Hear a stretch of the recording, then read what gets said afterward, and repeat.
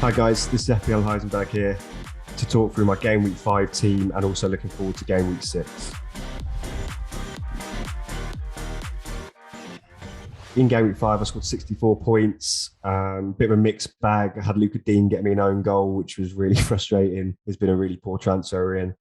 Going to give him Norwich in Game Week 6, and then after that, he's gone.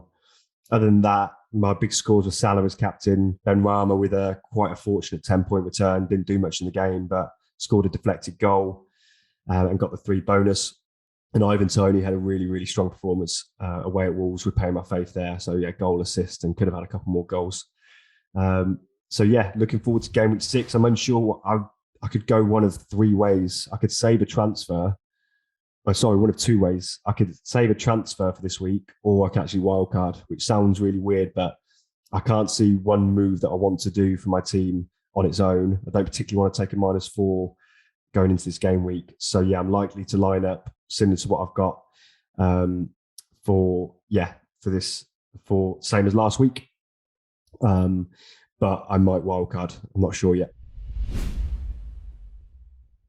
My bench is actually just spot on when you say about bench strength being important. I wish my bench was stronger. When I wildcard, my strategy will be to have a much better bench than I've got currently. Obviously, players like Armati started off the season well, but I just haven't managed to replace him yet. I don't really want to take a -4 just to replace my 4.0 million defender on the bench. Feminier obviously came back into the team, and yeah, he got an assist, so I'm happy with that. But yeah, ideally, my bench would be a little bit stronger than what it is. And yeah, for those looking to wildcard soon, definitely have some good picks out there. Still don't spend like too much money, but you can get the likes of Livramento for cheap. You can get maybe if you're playing a 3-5-2 or 4-4-2, you could get maybe Dennis, 5.2 million as a forward, as a good bench option. And yeah, have a strong bench for sure. Yeah, a bit gutted not to have SAAR in my team. He was a player that I liked pre-season, but I just went for Harvey Barnes for that slot, who I then changed to Ben Rama. I just haven't managed to squeeze SAAR in. Again, if I'd wildcard this week, SAAR will be in. But yeah, I try and avoid -4s where possible, which is why going into each game week, I'm very rarely 100% happy with every single player. But Jota had a nice home fixture. Greenwood had decent form and a decent fixture. So I was hopeful that those 2 could maybe get me something in this game, but it just didn't happen. Jota missed a really big chance. Greenwood, I think that was his first blank of the season. So yeah, I didn't fancy taking those 2 out.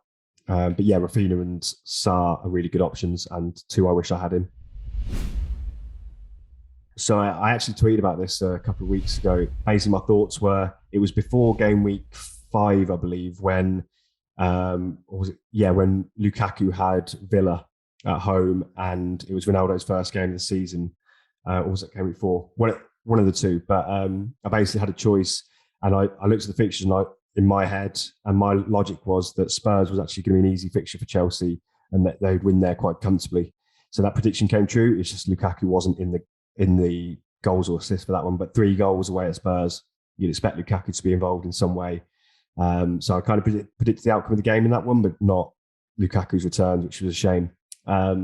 So yeah, when I looked at the fixtures, I saw Villa at home for Lukaku, and I thought good fixture. I thought Spurs was a good fixture. City will be tough, but Chelsea under Tuchel have done well against City. So who knows, if it's a scrappy little 1-0 game to Chelsea and Lukaku gets the goal and a couple of bonus, then that'll be a good return as well. But and the 1 million saving on Ronaldo played a part in my thinking as well. But having said that, Ronaldo has looked really good since rejoining the Premier League, and he is a player that is high up on my watch list, of course. And if wildcarding, I'd almost certainly be squeezing him in.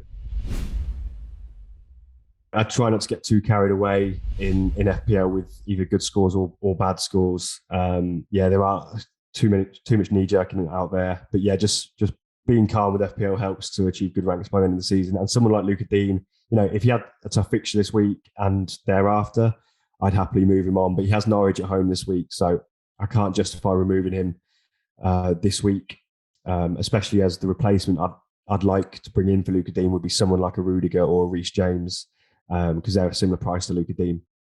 But they've got Man City this week, so it makes no sense to take out Dean at this point. I'll wait 1 week and then I'll do that transfer the following week. But yeah, the -1's just one of those things. It was a fairly unfortunate own goal. He was going to blank anyway by the looks of it, because they'd already conceded at that point. So it's only the difference. It's only a couple of points difference there. It's basically just a regular blank. It's just frustrating when other cheaper defenders are doing better than Luca Dean. But yeah, when I brought Dean in, he had Burnley at home, followed by Villa away.